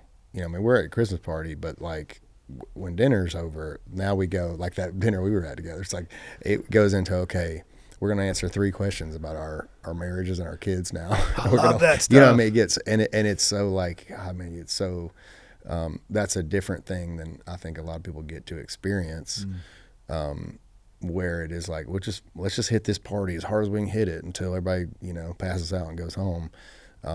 I think the fact that our friendships, that like the really adult friendships, people going through that stage of life we are able to be like, even the guys that are like, oh man, it's like but I don't want to do this. Well, then they're the ones that are like crying at the end because they're getting a chance to talk about things they care about. So I'm thankful for that. And Nashville's been obviously a part of that, I think. Moving to a town where there's people doing similar things to us, not all the same, a good mix, but like we've kind of been able to find some people that feel really the kind that I could walk in and say just about anything, and it'd be like, this is a safe place to do that. Like, I got you. Y'all got that built in. You got a good community. It's been really, more than helpful. It's vital, One of the guys that we share in common, and I think y'all are a lot closer because y'all got more time than we do, but I'm becoming friends with him, our buddy Chad. Mm-hmm. We actually talked about him randomly at the top before we even turned the mics on. Love that dude, but it seems like when I've run into you a few times at various events, y'all been together, and I'm just getting to know him a lot better. And it's unbelievable. That guy, he's unbelievable. Yeah, he's a strange. It's funny because I think I would call him my best friend probably. I didn't realize y'all were best friends. That's awesome. Yeah, and so, but we're so different. This guy's type A driven, business guy, like all that, loudest guy in the room. I'm the quietest. But it's been incredible because all that mystery that I have or whatever, he just brings it. Yeah. He's just like forces me into the conversation somewhere. I meet tons of people through him that he's not in music or anything. He knows everybody. Because he's loud, he's willing to talk about it. He's no shame, just like let's dig in. I'll ask them if they'll come to the charity event, whatever. But he's been, hugely important in my life, and a lot of fun, obviously. But just, I think he's a backer in that way of, a guy like, even though I play music and that's a thing and whatever, this guy, he's a friend that I think that is there no matter how this turns out, no matter how embarrassing it gets or how whatever, you know what I mean? He's got your back, and I think that's the fact that he's got so much going for him and all that, and that's also that kind of friend. It says a lot about him. Well, the interesting thing about him is I knew him for several years socially without ever knowing what he did. Mm-hmm. And very impactful, kind of highly visible entrepreneur, but never leads with that. One thing about Chad right away is he cares about impact. Mm-hmm. He wants to positively impact the people around him at all costs. And I take a page out of that playbook because he's so intentional about it that that. Mm-hmm. It's his presence. It's the presence that he brings. But I was going to ask you the same thing. It's what made me think about Chad as kind of a bridge is what kind of lights you up outside of family and music? I know they've seemed two big priorities for you. But what do you love to do? I know you guys are involved in some charitable stuff. We are. Yeah, that's always been really fun. We started working with a charity when I lived in Charleston. And you grew up in Charleston, right? Yeah. Well, you grew up in a South small Carolina. town. Yeah. And Other side of the state. Yeah. And then I moved to Charleston for 10 years. Yeah. And I met these guys that had started a charity. It was a medical mission stuff called One World Health. And I went on a trip because my wife was a nurse at the time. And she's like, we got to go on this medical trip. And I was like, I don't like blood. I don't like, it's like my nightmare, really. And I got there, and I was blown away by solvable problems. That was really that's always been a thing for me in terms of like the nonprofit world. It was like, we see a problem, we have the answers to the test. Now we just need people to help us do this. That felt like so different than like maybe a relief thing, which those are great too. But just what it really got to me was like, we got a plan to fix this. And so I think that I came back from that. I was like, we got to do something. I didn't know how to do it. So we just did a golf tournament, and we were like, and I sucked at golf. I was like, but I knew enough guys. I knew the club we could go do it at. And the night before the thing, I'm calling all my buddies. I'm calling, Ben Rector and people like that. I'm like, hey, I need tickets for, I need 4 tickets for we're auctioning random stuff, and we raised a few $100,000 that first night. And literally all of our friends, the band, ourselves, were just stood on the side like blown away. Weeping, really. That's a big night for a first time charity event. Yeah, and we had no clue it was going to happen like that. And just as hands are going up to do this, and we just I remember we went to Waffle House after. It's like we were like, because at the time none of us could have even afforded to raise our hand to any of those things. The fact that we got these people in the room and these were friends, I was like, man, the power of that's crazy. So I got you know, like it just addicted to it in a way, just of like, man, with whatever I bring, are you going to multiply this into something bigger than me? And so I've always appreciated that. I work with Chad now on 4 Others, which is foster care stuff. And it's that's the same thing that intrigues me about it, is they're not reinventing the wheel. They're not saying we've got the answer, which is over here. It's this random new thing. It's like, we're going into like all kinds of technology. We're trying to take all the best organizations that don't speak to each other across the country and give them resources to grow them and build this like web. And in order to like, this is a fixable problem. We got numbers. We got places that like kids need homes. Fixable problem meaning the foster care system. Yeah. And it's just, and because it's state run, there's so many problems from state to state, and there's so many issues because, you know, there's a rollover in politics and all that kind of stuff. So it's like these kids are just getting left in a situation where like, man, we can, you know, there should not be kids in Nashville, you know, without a place to stay. Right. It's like they shouldn't be staying in government buildings and all that. Like, we should be able to keep up with this problem with the wealth that's around us, you know? And so anyway, that's really intrigued me. And have you been able to make some inroads there in terms of housing and stuff? Yeah. And I wish I could tell it better, but like we've been doing it for 2 or 3 years with them. And I'm like coming along. I'm like the guy that sings, I'm the mascot to sing a song at the thing. But last year we did a tournament out at Troubadour, raised $16 million in the night. And I'll just like give so much credit to that to Chad and the way he, I mean, it's like, it's insane. You know, he asked me, we had a song with Tori Kelly, and he's like, you think we can get Tori Kelly in? I'm like, I don't know, man. She's in LA. You know, it's like all that, you know, he's like, I think we could probably do it. You know? I'm like, okay. And so it's like, you know, it's that, and then he's had everybody, you know, all kinds of big time artists and stuff do it. But the presentation that people gets in the room is a lot of credit to the fact, like, this guy's running a massive business, you know, and still is just chasing down people, getting them in this room, knows that if we can tell them what the problem is and then we have answers, they'll help. So yeah, I would say that's a huge part. Still, we do $1 of the ticket thing. We were doing that for years. But it's also like, how do we bring it in a natural way to our audience? Doesn't tax them, doesn't make them wish they hadn't come to the show, you know, but it tells them like, hey, the way we did it with the foster care thing is we just would tell them numbers of the city we're in. I was like, hey, if these people, if we're in Phoenix or wherever it is, I want the people donating that night, I want it to stay in their town, you know?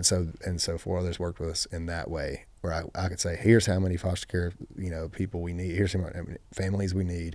This is the kind of money you need. You know, this is your town, and whatever we raise that night, it's like, and it was like simple, like just text it in kind of thing, and blown away by like, you know, people are generous and they want to take care of their own towns. Well, the charity world is small. You know, the circle's kind of small, even though it's vast around the country. But that I have been unable to be at y'all's event. I think I'm going to try to do it this year. But it's become legendary in charity circles, the fact that you've taken it from here to here so quickly. Because there's long-term established charities that work their whole the life and never have a night like that. But what's even more impressive is not necessarily the number you raise, it's the impact you're creating. Because I've heard that over and over again. The reputation y'all have for what you're doing in that circle and in that spaces, it was impressive when it was local, but now it's like you're hearing about it all over the country. So hats off for being a part of that. And I wouldn't diminish your role. I appreciate the humbleness in saying the mascot, but from somebody who's put on charity events, that's often the hardest part, is trying to get talent to come alongside you, that people that can move the evening forward. It's not really about entertainment. It's people that can come and deliver something, and they're highly invested in the message and the outcome. And I love when I see artists that know where they want to spend their time and they're anchored into the impact, because I believe if you make good art, influence is probably going to follow it. And if you steward the influence, and you're going to create some good in the world. And I feel like guys like you, especially when I sit back there crying on the back porch listening to your record, that the rest of the world is going to get to hear it, a month maybe? Yeah. Or actually, the rest of the world will get to hear very soon. To know that the guy behind that is living those lyrics, to me, makes them so much more, that's just so rich.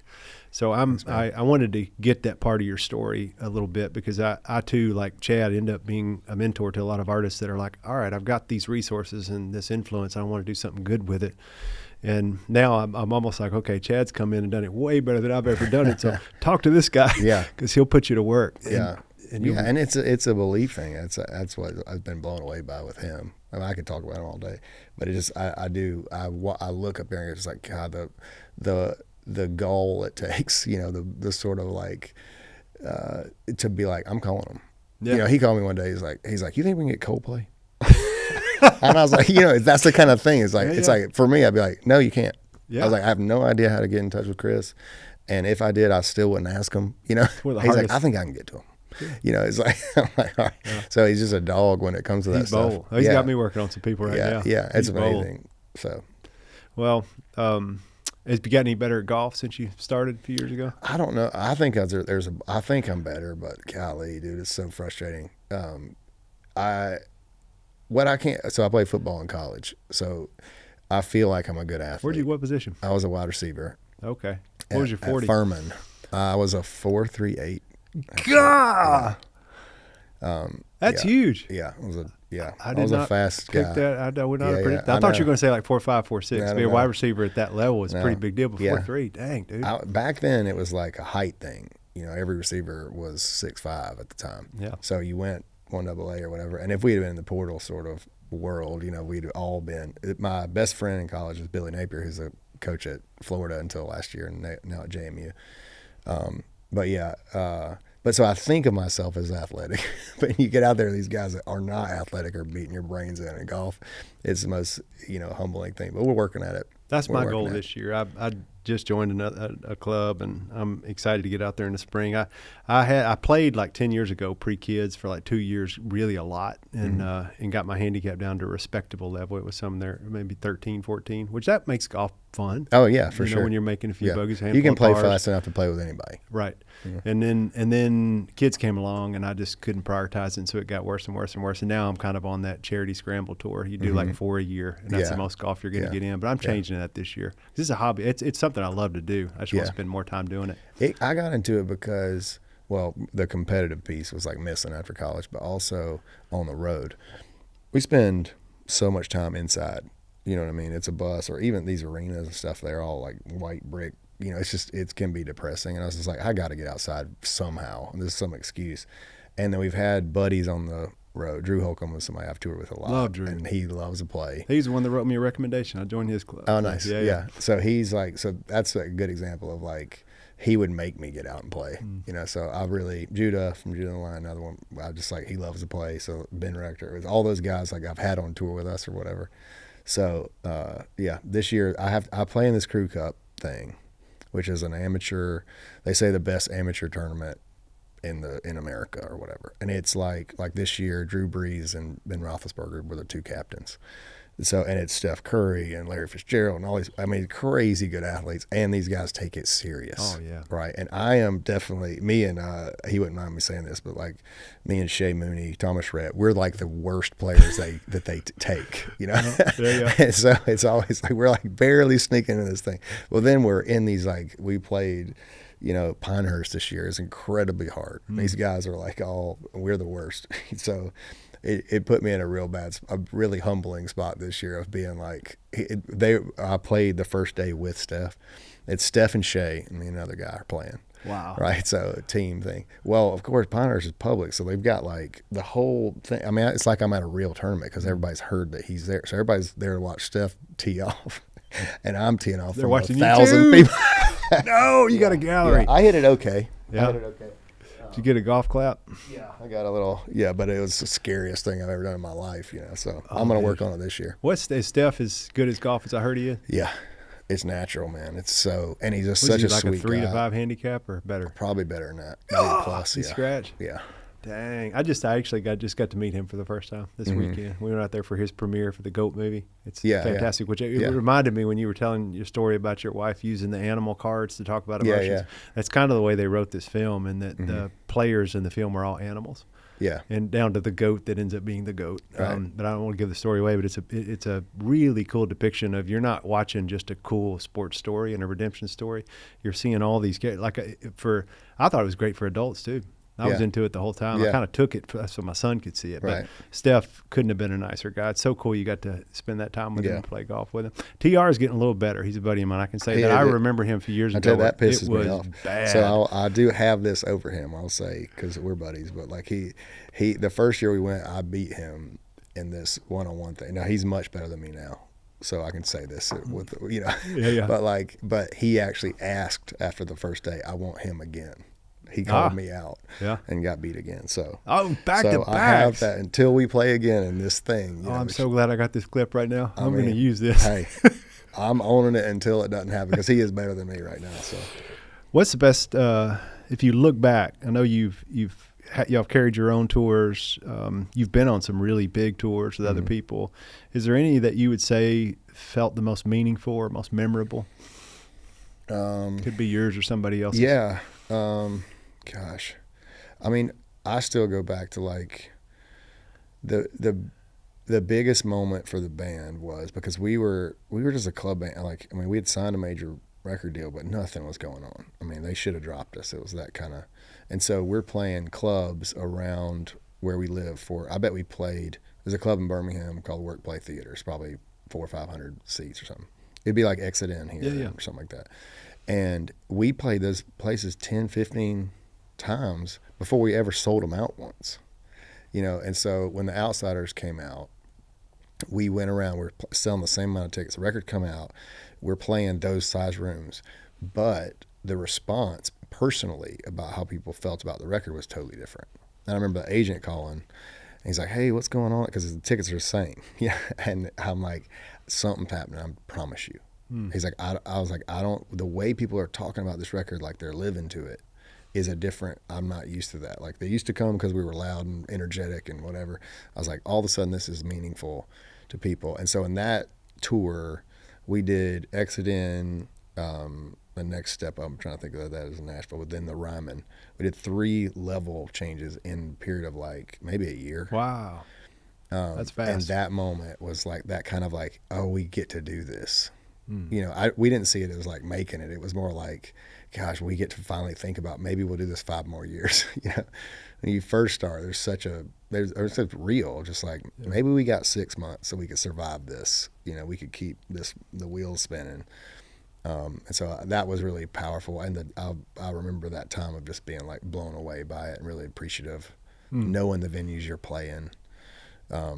And then probably Red Rocks is the next thing. We've been able to do that 5 or 6 times now. But the first time, I remember they told us, they were like, we got to offer for Red Rocks. They're like, it's 10,000 people, but if you sell 5,000, it'll look pretty good. That's what they said. And we were like, sounds good to me. Hey, Red Rocks, that'd be baby. Amazing. And then we sold it out the first time, and wow. I just remember all of us going like, looking at each other. Can you believe this is actually happening? And I think we still have that. I still have that feeling of, we've played Bridgestone. We did the Taylor Swift thing. It's like we've done lots of. When'd you do the Taylor tour? God, man, forever ago. It was like 15 years ago, maybe. It was still massive then, though. Oh yeah, it was. We played Cowboy Stadium. Yeah. We played Gillette. We played, all those massive places. We were not ready for that, but we still have that feeling of like right now. I mean, we played Jacksonville the other night. We're playing an acoustic tour, sit down kind of. So it's a theater, a couple thousand, and it's packed in there, and we're all looking at each other like, isn't this amazing? It's like we still have that feeling of like, not that we don't belong, but we're just appreciative that we've been able to do it as long as we have, and people still care is crazy to me. Yeah. Yeah. It's you got a favorite venue? Rock and roll wise, I like the Tabernacle in Atlanta. I don't think anybody else. I don't think people that go there like it as much. That's a deep cut. I like it. I like it. There's so many good. The rock club thing is good for the band. I know that people don't like it as much, but when I have the audience standing, the level of energy the band can get to in that scenario is so much higher. It's like there's a connection to it. Obviously, everybody's kind of sweating on each other, basically. It's like not what adults want to do, really. But I think when it's in that, there's the Anthem is great like that in D.C. It's like it's a bigger venue, 9,000-10,000, but it's set up like a rock club, balconies around the outside and stuff. The energy in those rooms, I think, is it's just hard to match in a nice theater, a nice place. But still, like Red Rocks feels like the home run. It's really hard to beat that. I think that's my favorite venue. Yeah. It's just epic. Yeah.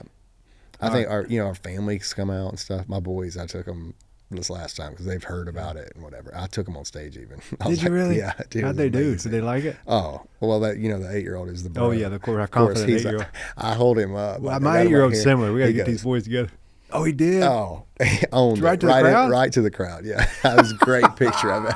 I'm like, born for this. Like here's the way he looked. And I was like, this is amazing. If y'all got a photo somewhere I could see it, will somebody pull it up? You got it on a phone? Or I'll have to find it. I do have a picture of it somewhere. We need to get that because I bet everybody else is going to want to see that too. I don't know if y'all should. That's incredible. Yeah. All right, I feel like I'm giving you rapid fire. And I don't usually do this. Like I don't have like a planned. Oh, let me. You know how they do that at the end of the podcast. Let me give you the 15 rapid fire. Yeah. It's just stuff I'm curious about. Okay. I'm just all over the place. But your aesthetic, your style, I like it. I've always liked it. It's really. You've always got a great hat on. You always got incredible turquoise or something going on. You've always got a great. Looked like you walk a double RL model. And is that have you always liked it? Do you do it yourself? What inspires the way you look? It's definitely been a self thing. It took a while to get it. I've looked back at pictures and golly, how did you Maybe this is just since I've known you. You've been dressing cool. Yeah, it took a while. It's always been a self. Even in college, remember I was playing football in college, and we were playing shows. The band was playing 50 shows a year while I was playing ball, and I'm like every thrift store. I met some guys, a couple of guys from Nashville actually, that were into it like that. They just were like, "Oh, you got to check out these vintage Levi's," and I just have always been into it. I don't know. That didn't line up with the football thing at all, but I was always that guy. Like I was a weird looking kid in the locker room, and so I enjoyed that. I also loved performing. I went and saw Ben Harper in Innocent Criminals. I was in college, and he comes out. And there's a silhouette behind him, and he's got this Western shirt. He had these silver eagles, like some sort of, I don't know. And he put his hand up at the top, and he's in this silhouette. And I was like, there's something about that is special about this guy. Even Tom Petty, when I saw him, his first thing was kind of putting his hands up, like, "You're welcome." And I don't have that sort of energy, but I loved the idea of this guy knows he's a legend. Knows these songs are important to people. They paid money. They have all this anticipation. He's here for it. He's owning it. Yeah, this is what we came for. He knows it. Let's enjoy this. In Charlotte, in Big Amphitheater. Yeah. And it was incredible. He's unbelievably loud. I saw him at Starwood Amphitheater way long time. It's an old Nashville venue that's been closed for a long time. And then I was at the at a hotel in LA. I think it was the Montage, and there was a charity event. For JPHRO, it's called something else now. That's Sean Penn's organization that he ended up helping all the earthquake victims in Haiti, where it started.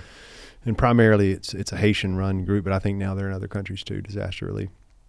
I got tied in with him through the Paisleys and went down there a couple of times and met Sean and got invited to their charity event. I didn't know what I was getting into. It was a small event. And they said, there's a surprise musical guest every year. And I was like, oh, that sounds cool. And I just didn't think much about it. And the surprise musical guest was Tom Petty. 150 people. I lost I'm a huge Petty fan. I lost my mind. I was like, you got to be kidding me right now. And that was 2 years before he passed. Yeah. I really got lucky to see him. Yeah. Biggest inspiration artist-wise? That's really tough. I would put it in lyricists. I really liked I like Adam Duritz for a certain period of time because when I was coming up, that was kind of Dawes. I love their lyric stuff. But then, and Springsteen, obviously, I think the reverence that Springsteen has for life itself, but faith and all those things, I always the way Springsteen talks about God is more reverent than most people who are trying to talk about God in their songs. That's what you just did with this album, right there. Yeah, I think that's what you just. I couldn't say it earlier, but the way you talked about what redemption and everything you talk about in that story, basically your story of overcoming something really difficult and finding the freedom to surrender, you did it in a way nobody's done it. No, thanks, man. I appreciate that. Yeah, that was always been so lyrically there, but Joe Cocker, Otis Redding, all the soul singer, gritty kind of. Yeah. I always Joe Cocker just looked like he was a mess. He was a mess. Just he always looked so into the performance. You know what I mean? And I always thought that was powerful.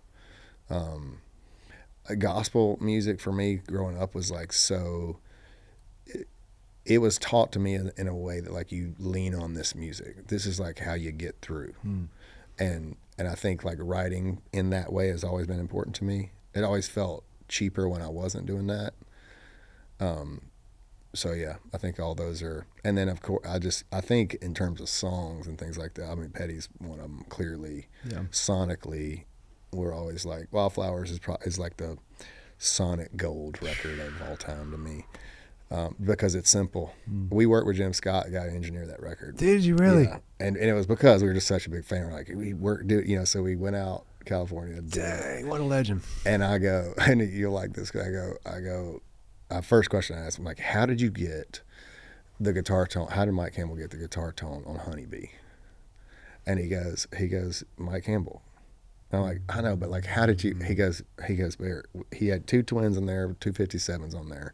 It's the Heartbreakers. That's how they sound. Wow. And I was like, in one way that's devastating because you're like, I could never get this thing. But another way, it was like, it was powerful. And he did the Outsiders record, actually, Jim Scott did. Wow. So, and it was a good example of back then. We did that Outsiders song on that record. It was a banjo kind of rock thing. And this was pre Mumford & Sons and all that. It was like kind of very odd. The label was like, don't put a banjo on there because nobody will play it, But I think we did 2 or 3 passes of that song, and he's like, come on in, let me get a hot mix together. He's real, like the dude, California guy. So we learned a lot, obviously, from that experience of just being like, maybe the band has to feel good when they're playing the stuff down, and maybe the simplest thing is the best way to get to it. But every story that he had about that was like that. It was like, there's no tricks. Like, quit trying to think about, like, it was early in our career. Refreshing. Yeah. So we were always like, it must be some desk you had. And he's like, man, stop. Jim Scott didn't even know how to work Pro Tools. He was like, I only do the stuff on the desk. So if there's a lot of channels, I just put more tape out there so we can figure out what they are. And, so that was a refreshing, but also a challenging thing of like, man, my favorite sonic record was just recorded in the most simple way possible. Just that band was that good. It says a lot about it. Well, I want to share. I know we got to land the plane here soon. You've been so generous with your time. I got like 10 more rapid fires I'm going to do for you over coffee sometime if I can ever convince you to do it with me. Yeah. So I guess a couple of things I just love to nerd out on and know about. But you brought up Mumford & Sons, and Marcus wouldn't mind me sharing this, but he's become a buddy over the years, and he's also been outspoken about it as an abuse survivor. And I remember when he wrote a very, very true and raw album that he did solo, and I remember riding around Nashville with him listening to it. And I had an experience like I had with you. You weren't with me, but when I was listening to your album on the back porch earlier, where it was highly emotional because it just felt so true and so raw. And I didn't know what would happen with that other than it was just I thought a beautiful way to tell the story. And fast forward to 2-3 months ago, I'm terrible with timelines, but whenever they came through Bridgestone, and he hit me up and said, hey, we're going to be at Bridgestone, you got to pop over. And I looked at the time, it's like 9 p.m. start, and I'm a dad, and I go to bed. And I was like, I love you, I want to come somewhere. So I thought I'm going to go over there and hug his neck, watch a couple of songs, and head on home. And I got lost in that arena. I was captivated. Now, one could say, okay, it was Marcus Mumford and Mumford & Sons. But it wasn't because it was Marcus Mumford and Mumford & Sons. It was who Marcus was when he was on that stage. He was what I'm seeing here, and what little I know you. I know Marcus a little better. He was integrated. He was in his truth. He was in his confidence. He was in himself. He was surrendered. He was surrendered. Yeah. And well, it's huge that you say. I'm a big fan of what they do, and recently the band is kind of, because they did a record with Dave, right? And so we kind of talked a little bit about that, whatever. But just like whatever, I told the band, we all had listened to the first couple singles for this new record. And I don't know him. I've never met him. I've never crossed at all. But I just told him, I was like, whatever's happening here is really, they're in a good place. I was like, this music is pure. And I was like, and it's like, so all of us have just been kind of watching along. Like, I'm not even on social media, so I can't follow really, but I'm like, send me the songs when they come out, new ones. I'm following on iTunes or whatever. But you saying that makes a ton of sense to me. And I've heard that solo record, and I knew a little bit of that story, but not knowing them, I think that's what we want to do.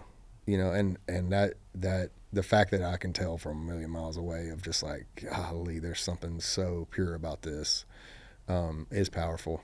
It was palpable that night in the arena, and I think there's a bit of a myth in the creative space, which we acknowledge that part of the myth is actually true, that some of the best art's created from some of the darkest spaces. We talked about Joe Cocker, you know, the messes of the world that we're captivated by because they're living their pain story out loud. But there's also a redemption, reconciliation story that you can also live out loud. And you can bring the pain into that because people are at different parts of their journey. But that's the part that doesn't get told as much. How the Bruce and Patties of the world end up building this long-term great marriage. And Bruce is still out there doing his thing. And I can give you 100 other examples of people who have built long-term sustainable careers, long-term sustainable relationships. And they're still out there in their pure truth, doing what they love to do. And ideally, more of them say at the middle or the end of an album cycle that I'm actually enjoying this. And so I guess I'd say that's my hope for you, because I would say that night that I was with, the last time I was with Marcus and Mumford, it was good for all of us. It was really good for all of us to be a part of that experience and be in it. And I felt that way when I listened to your album. I was like, this is good for me to be into his art. And now I can see it's good for me to be in this conversation. That translates. You know, it's like the band has talked about this a lot recently. And it's just, we've just started touring, you know, in the last 6 months, you know, with playing some of this material, and where the like, whatever you want to call it, culture or whatever it is, you know, it's like, but the truth is, it's just like, man, we are enjoying this, and such the pressure comes from a different place. It's only personal in that sense, like we want to do the best we can. It has nothing to do with outside sources and all that. It just, and it gets to be real beautiful. You kind of like, you see Bruce have that joy. You know, I got to meet him years ago. It was on the Taylor thing. He brought his daughter. Of course, like, it was amazing because there's super talented, by the way. People in there. And, it's Alyssa, right? Yeah, and nobody knew who he was, you know. So they're like walking through, like, will you take a picture of me and Taylor's mom? I was like, no, you know. So of course we're like, let's go back, see if he'll talk. Dude, he was incredibly gracious. He was like, I mean, you know, out of all the people I've ever met, I was just like, he's like, how you touring? You know, what you riding in? You know, tell me about what you play. You know, it was just like this. It's one of the only, I don't get nervous around like most celebrities. I'm just not one of the, I'm not like an autograph chaser really. But that was one I felt like, I told him, because our first probably 10 years of our career, I was like, every night before we walked out, those 10 years, I would say to the band, pretend that Bruce is in the second row. Wow. We got something to play for. More than just tonight, you know. It's like, this needs to mean something. What a cool strategy. Yeah. And so I got to tell him that personally. He was like, oh man, that's such a huge honor. Really, just anyway. But so I saw that too, of like the picture of like a healthy guy who's still doing this long. I mean, it's the only way you could do it is this long, you know. Well, I'm super excited, man. I'm excited for you. I mean, I'm excited for what this record and this art is going to do, because I care about that kind of thing. I think that you guys are going to have a lot better opportunity to change the world than people like me ever will, because just the people you're in front of every night, you're creating such a ripple. But more than anything, I'm excited for you as a human. Thank you, man. I really am. You talked about a couple of things we didn't get to. I wanted to spend a little time on depression, because I know you mentioned that in some of your lyrics, and I'm recovering from depression and something I've navigated. So maybe there'll be a part 2 at some point. We'll be able to talk some more about some of that stuff. But I'll just say I felt depth and I felt honesty, but I felt a lot of hope. It was hopeful because it's just good. So it's really good. You got a lot to be proud of. But as much as I'm excited about your art, I'm more excited about you as a dad and as a husband and as a human and as a friend. That this journey you're on is inspiring. And I know it'll be inspiring to a lot of people that are listening it. And on behalf of all the listeners, I just appreciate your time today. Thank you, man. Thanks for having me. Absolutely. Before we go, if any of this resonated with you, chances are someone you care about could use this as well. So pass it on and remind them that they're not the only one trying to figure this out. This is how Human School grows. If you could help us by subscribing and following along, we will notify you when our next episode is ready. I'm Miles Adcox, and I'll see you next week.